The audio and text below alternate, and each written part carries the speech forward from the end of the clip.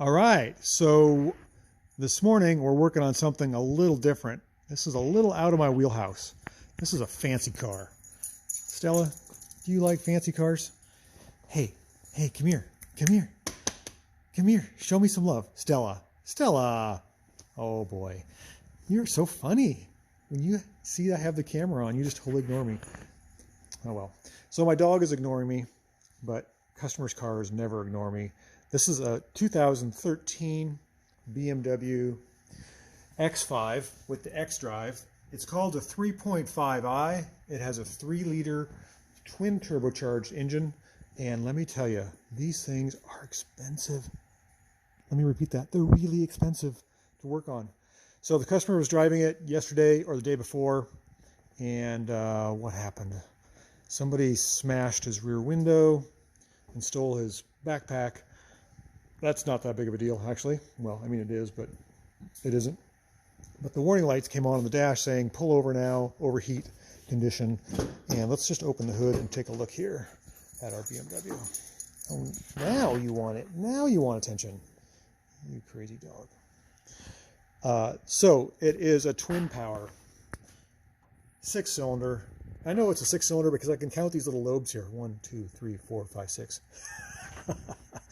No, it's an inline 6, 3.0. I'm sure it's a great engine, but the overheating problem has had me a little perplexed. It has plenty of coolant. There's no leaks, which makes it really strange. Why would an engine overheat if it has no leaks?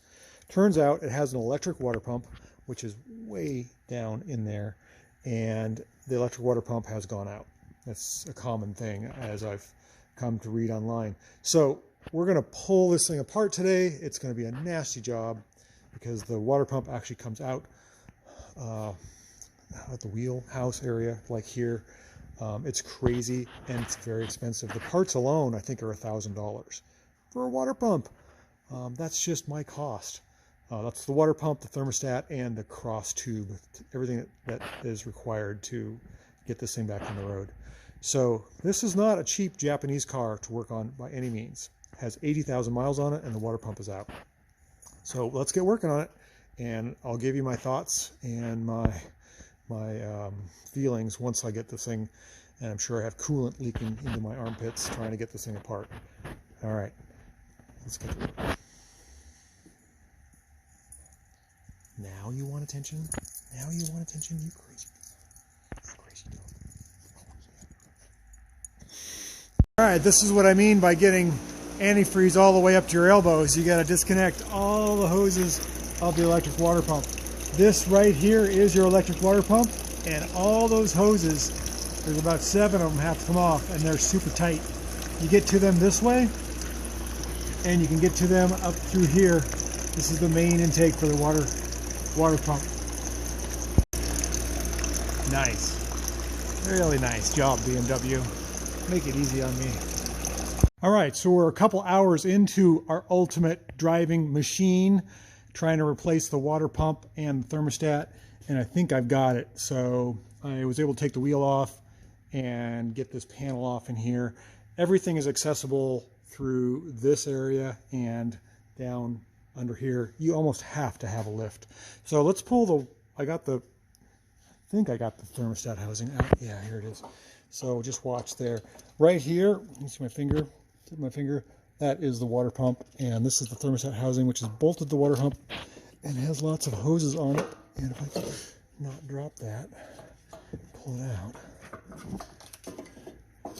There it is. So, whoops, I've got coolant on my armpit. You can see the thermostat in there. I've got to replace this housing. It's got an electronic sensor on it. Where is that? Right there. And it's just part of the job. So this is the first part. Now I've got to get the water pump out, which is that silver thing right there, and I don't know how it's going to come out. I can't even hardly see it. It's wedged in there underneath the turbo. There's an electrical connection. That's got to come off first, and there's one more big hose, so I got to figure out how to get a clamp off of, and then 3 bolts. So let's get back to work. Okay, I opened up a little space. I'm going to give you a peek of where the water pump resides on this thing. So if you look right up in here, see that electrical connection? See if I get my fingers up in there. show you. Okay, see my fingers right here? I'm touching the propeller of the water pump right there. This is the electrical connection. There's one more hose clamp here. You can see it's kind of got a scroll like a turbo, but that's where the water, I believe, is either exits or is ingested. I'm not sure, but it's got to come out. That's our problem. Okay, so our challenge project today is to get this water pump, which I've loosened up. This is this thing right here. It's about as big as a alternator or so. It's got to twist and wiggle and work its way out this hole here to come out. And when it does come out, it's going to look like this. It's a brand new Continental water pump. Super expensive. I'm nervous. It's Continental, yeah. And then a new thermostat housing. And we're going to put it all back together. Hopefully this engine will be happy. Crazy, man. Just crazy. All right.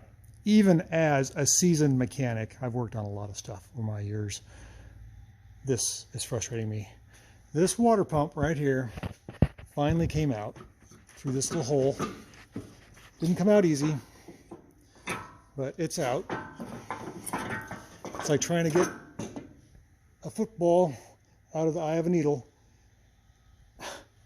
I don't know. Let me set this down here. I don't know how I'm going to get the new one back in there, but I will. You have to loosen up the turbo wastegate, which is this part right here, and you got to lift the engine about a ½ inch off of its cradle. And I thought I was going to have to undo the power steering rack to get that out. There is just no room. It is unbelievable for the ultimate driving machine to be this difficult to replace a water pump.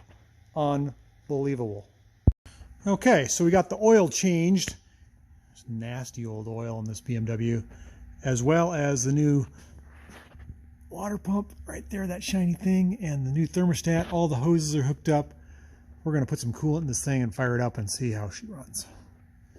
Whew, that was a lot of work. It was really hard getting that new water pump in this area. It went, but it took me probably a ½ hour of struggling. Finally got it.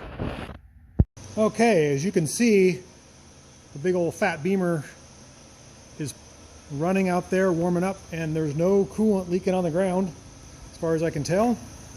We're going to let this thing warm up. The sun has gone down. It's dark outside. We're going to check our coolant, see if we're at the right level, and make sure it's not overheating. Looks like it could use a little bit. So we're going to top that up, turn on the heater, and if everything checks out well, that fan doesn't come on and the warning light doesn't come on, I think we're good to go. So this calls it good for our big old Beamer challenge of the day. That was a hard job. Anybody needs more information, you can message me down below, or just say hi. I always appreciate that. Thanks for watching. We'll see you on the next video, and keep on wrenching.